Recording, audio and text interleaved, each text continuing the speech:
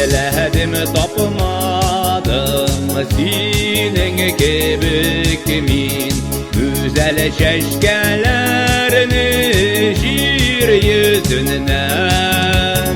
Sine kaydım irkem talabını boşup yetişmedim sonra kaladım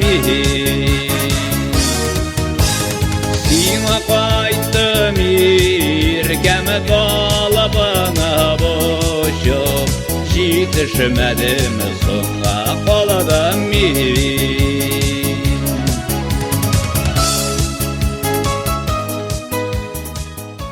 Aksan ağabey, Zuhre'nin hallerini çıksın. Ya oğlum, ilçede kevde şuna.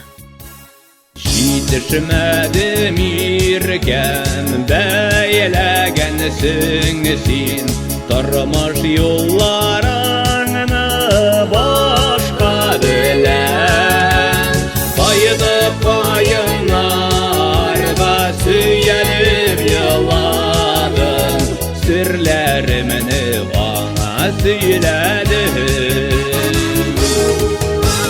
Kaydı payınlarda süyelip yıladın Sırlarımını bana söyledin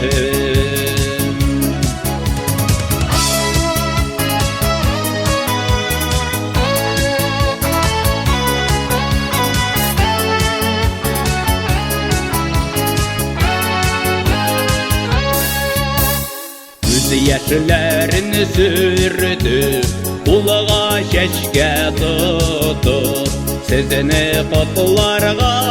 deyip Toyga kildim Güzellerini de senin munsuzlar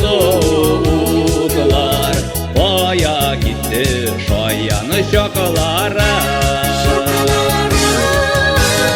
Güzellerini de senin munsuzlar Baya gitti şayanı şakalara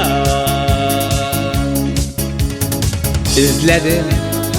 kopmadım senin gibi kimin Güzel çeşkelerini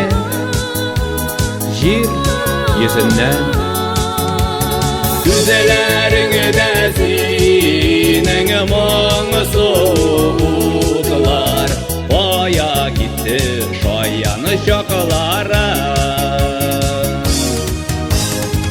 Güzellerini de senin munsuzlar Baya gitti şayanı şakalara